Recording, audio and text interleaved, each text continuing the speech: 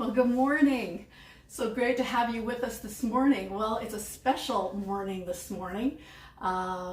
Here we are, March 14th, and we're a whole year into this pandemic, aren't we? Yes, it was about a year ago right now that everything kind of changed. Life changed in a lot of ways as things were shut down. Yeah, and a year ago today we had an invitation to speak at a church, and that had been canceled, and so we decided, hey, why don't we go live on a Sunday morning here from our house and send it out to you, and so that's what's been happening here from the back part of our kitchen for the last year. Yes. This is number 53 straight Sundays. Yes, it's been an interesting journey, and we just I've been so delighted to be able to have the opportunity to share these times with each of you that have taken time to join us, and we thank you for that. It's been a blessing to us to see the number of people that have been connecting with the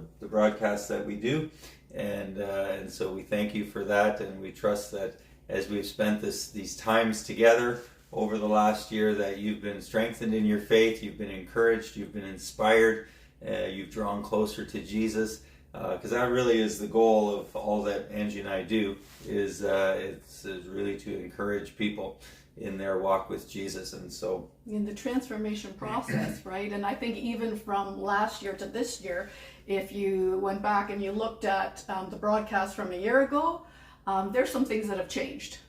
Yeah, most notably, it would be Angie's hair. Yeah. Sometimes things just change, and what is hidden is revealed. Yes, exactly. That's what you did a 2-minute wake-up call about that. Just a short, 2 or 3 months into the COVID pandemic, when the roots started and showing. You said it's a time of exposure. Yeah, it's a time of exposure. So what has changed for you? Mm-hmm. I guess is a question, to put out to you. What has changed? Do you see more of the character and the attributes of God in your life? Mm-hmm. Mm-hmm.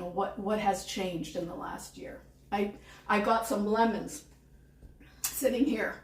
Well, they're fake lemons, but there's the saying, when life gives you lemons, make lemonade. Make lemonade. Have you made lemonade in the last year? Yeah. Well, that's an interesting thought, isn't it, Angie? So, yeah. What have you done with the lemons that you've been given? Yes.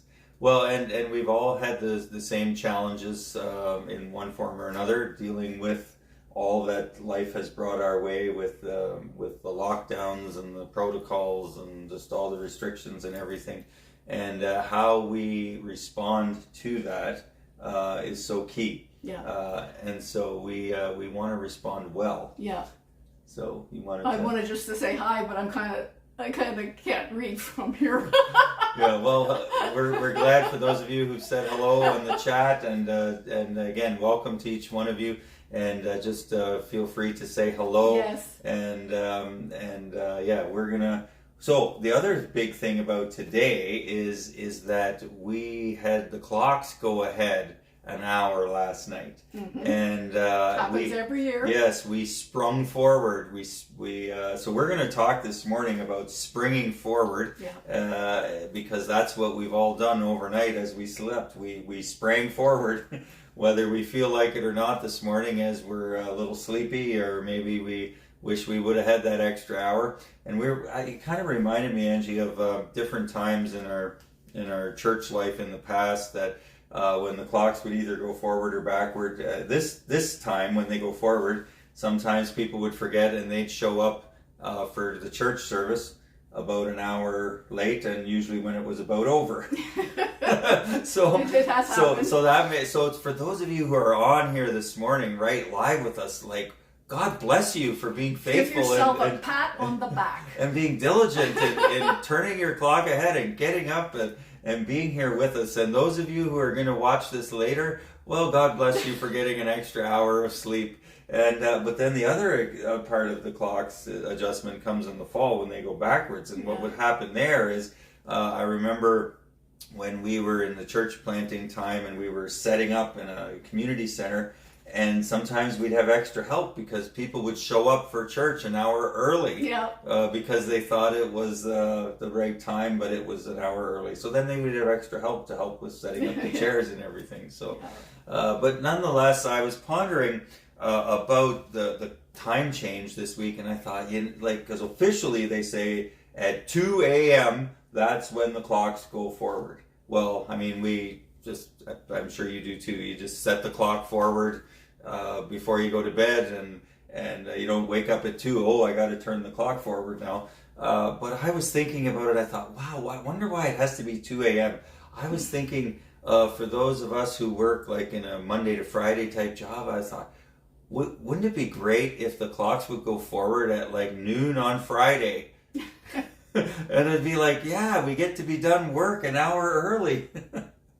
Or an hour quicker. But I suppose for whoever is working a night shift through the night last night, they got the benefit of the 2 a.m. time change. And well, they should. Yes, well, they should. It should be the little reward. But anyway, we're going to talk about springing forward because that's what we've done with the time change. And as I was pondering about that phrase, springing forward, my mind immediately went to a passage that is a real favorite of mine, and it's from Hebrews chapter 12, verses 1 to 3. And I'm just going to recite it for you. If you have your Bible, I welcome you to follow along, to check it out. And this is there's a lot in this passage, and so we're gonna start off here today and see how far we get. So it goes like this: Therefore, since we are surrounded by such a great cloud of witnesses, let us throw off everything that hinders and the sin that so easily entangles, and run with perseverance the race that is marked out for us. I like that. Let us fix our eyes on Jesus, the author and perfecter of our faith, who for the joy set before him endured the cross, scorning its shame, and sat down at the right hand of God. Then it goes on in verse 3 and it says, Consider him who endured such opposition from sinful men, so that you will not grow weary and lose heart. Wow. I just find a lot of really encouraging things in this passage, and we're going to share some of them with you today. But it's interesting, that whole concept right at the beginning there. It says, Therefore, since we are surrounded by such a great cloud of witnesses, and to get a better understanding of what is meant by this cloud of witnesses, we need to go back into the chapter previous, which is Hebrews chapter 11. Hebrews chapter 11 is known generally as the faith chapter. It starts off by telling us what faith is, that it's the substance of things hoped for, the evidence of things not seen, and then it goes through and it tells us, it gives us stories, examples of all of the many great characters from the Old Testament, the people who were known as people of faith. And then it says something very interesting. And if you haven't read Hebrews 11 in a while, I would encourage you just sometime later today to read through that. It's a very encouraging stories and faith journeys of these people, little snippets into their life. And so at the very end, in Hebrews chapter 11, verse 39 and 40, it says about all these people that are listed in Hebrews chapter 11, it says, These people were all commended for their faith, yet none of them received what they had been promised. And then it goes on in verse 40, and it brings some clarity, because when you first just read verse 39, you're like, wow, they're people of faith, but they didn't receive what they had been promised? What kind of a deal is that? and then it says, because God had something better for us, so that only together with us would those people, the people of faith, be made perfect.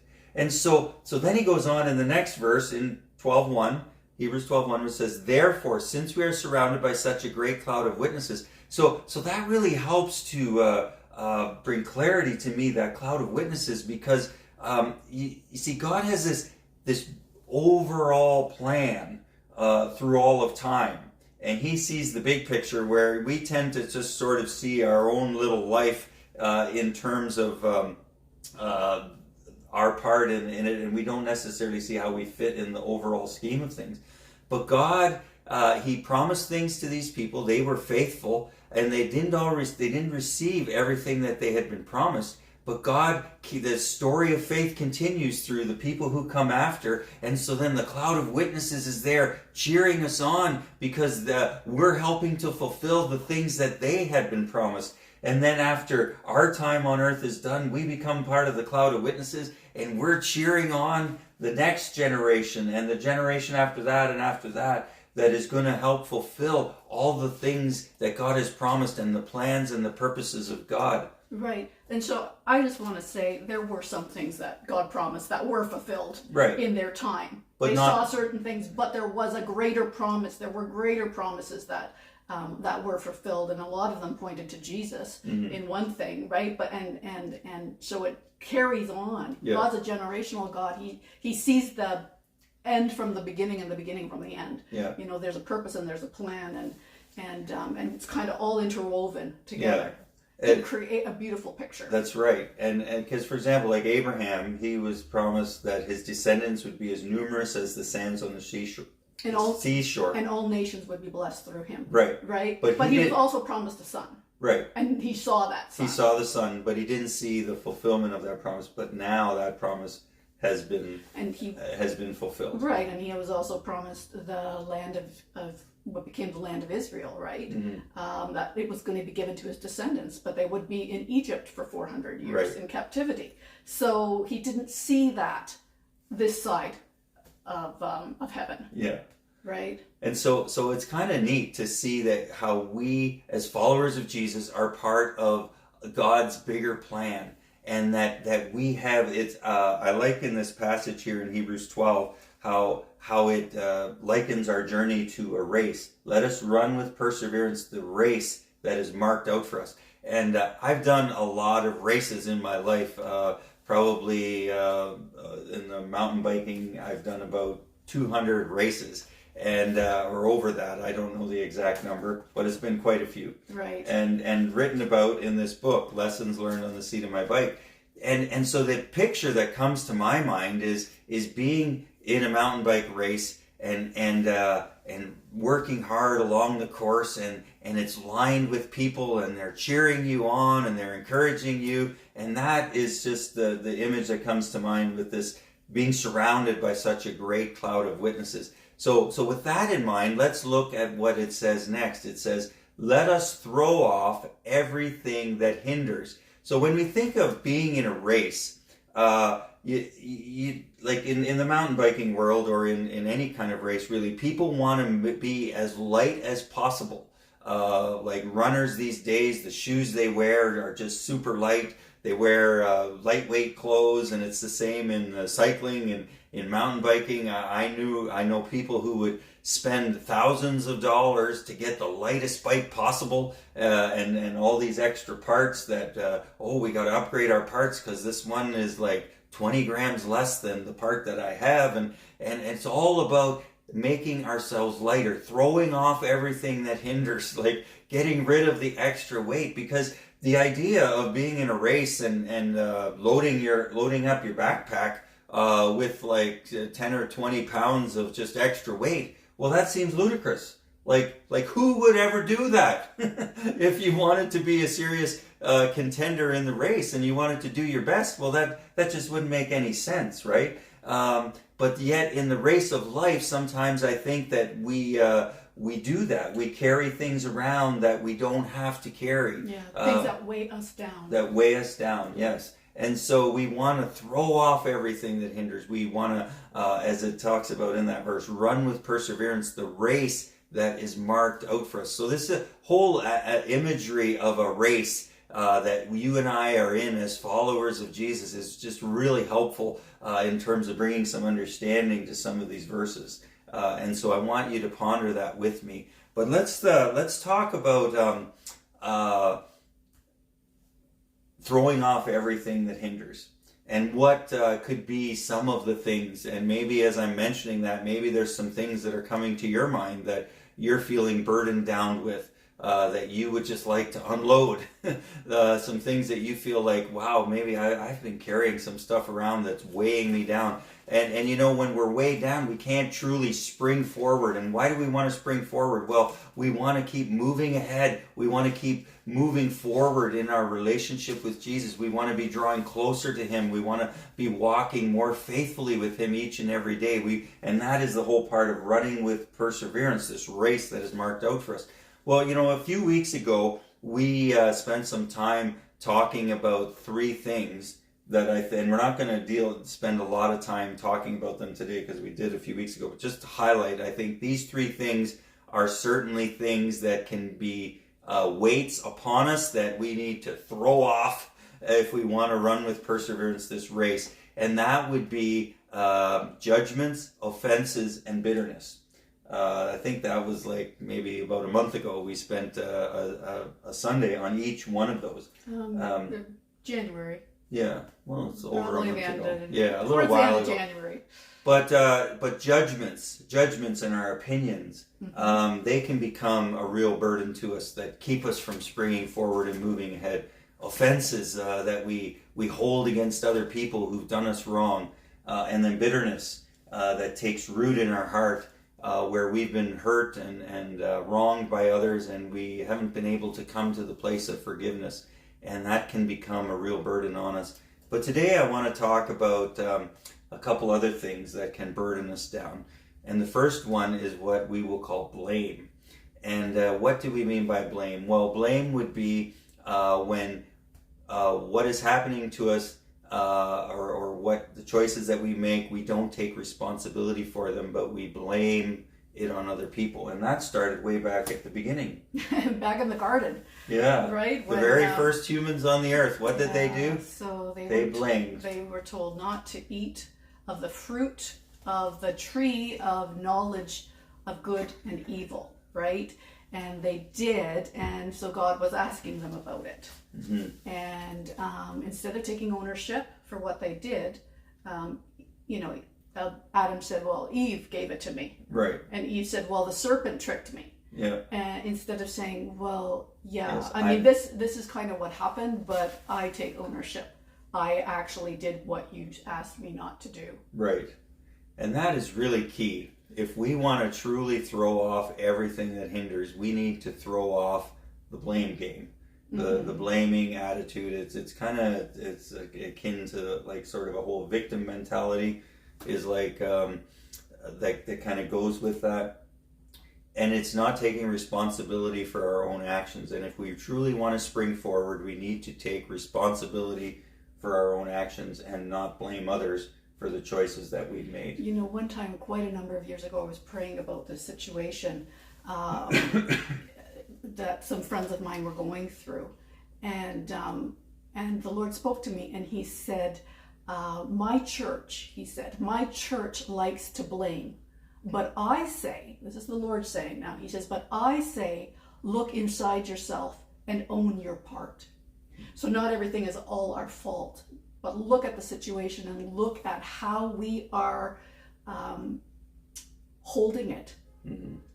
And understand that there's a part where we need to address what actually is going on inside ourselves around a situation. It's not everybody else's fault. It's like some of it is, but own the part that's your fault. What needs to happen with you? Because there's a part that needs to be set free in us, that we don't continue cycles of blame and cycles of victimhood and cycles of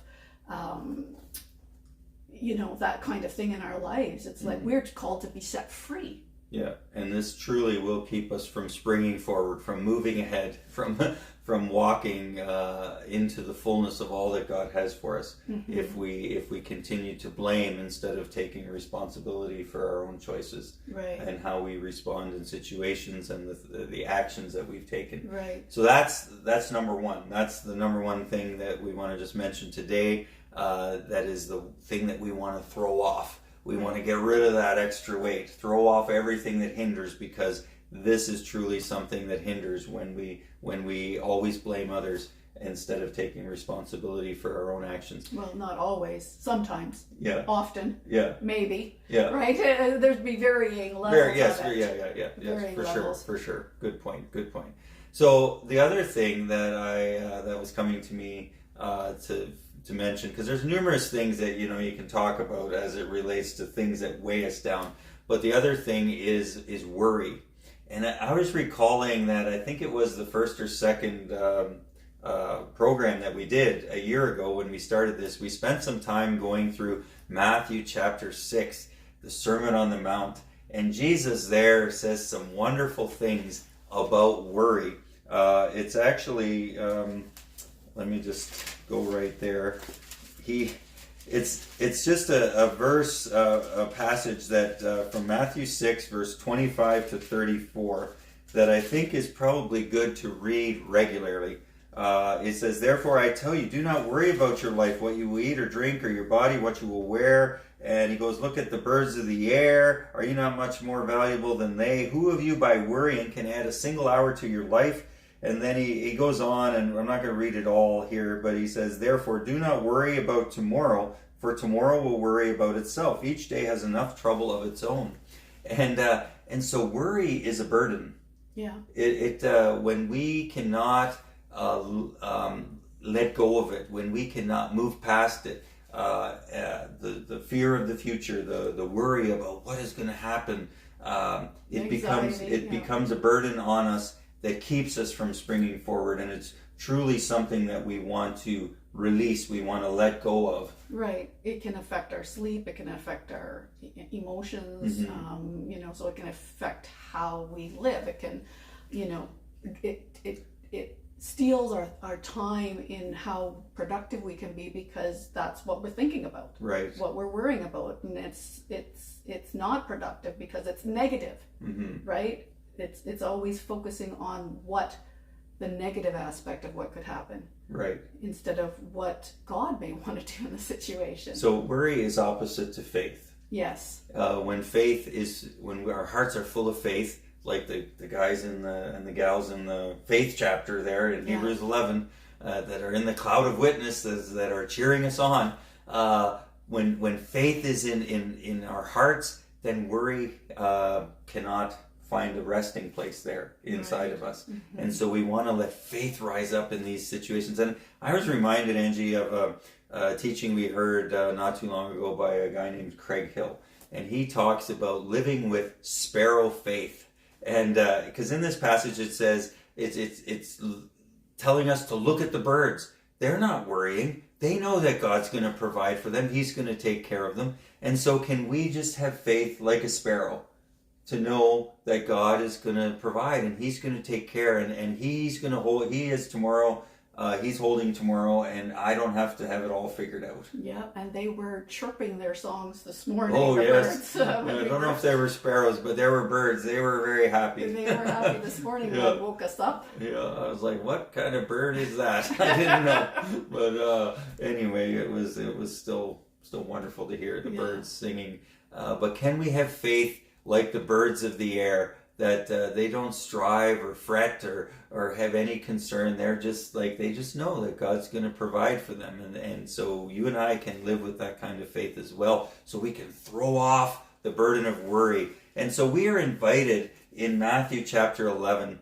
So if these things that are weighing us down, whether it's blame, whether it's worry, or whether it's maybe something else that is coming to your mind as we're sharing about these things here this morning, what do we do with them? Well, in Matthew chapter 11, verses 28 to 30, Jesus says, "Come unto me, all you who are weary and burdened, and I will give you rest." And so he says, "Take my yoke on you and learn from me, for I am gentle and humble in heart. For my yoke is easy and my burden is light." So Jesus is inviting us to come for a divine exchange, so we can give him the weights that we're carrying around, the heavy burdens, the things that are weighing us down. We can give it over to him, and we become yoked with Jesus. That's the whole idea, where we're gonna be partnered with him in this journey. He's now in charge of our life, and so we give everything over to him. And now it says we get a light burden. Well, how is it a burden if it's light? I mean, that is sort of an oxymoron. It doesn't almost make sense. But yet, in the kingdom mentality, it does make sense because we're not carrying it alone. Mm. It reminds me of at your parents', I guess it was your father's, your mother's funeral when you were preaching and you talked about how they were a team. Oh, and right. we had a little horse, 2 horses and a wagon, kind of up at the front. And so they were yoked together. Right. And that's a kind of a picture of how we are with Jesus. Mm-hmm. We're yoked together. I mean, those were horses, I think, pulling a wagon. I think when you look at pictures of like oxen in the field and they're yoked together and there's a big burden that they're carrying, a wagon full of stuff in the field or plowing. Yep. If we're yoked with Jesus, we are in step with him. Mm-hmm. And so anything that is really hard going, he's with us. That's right. It's kind of like that poem about the footsteps in the sand.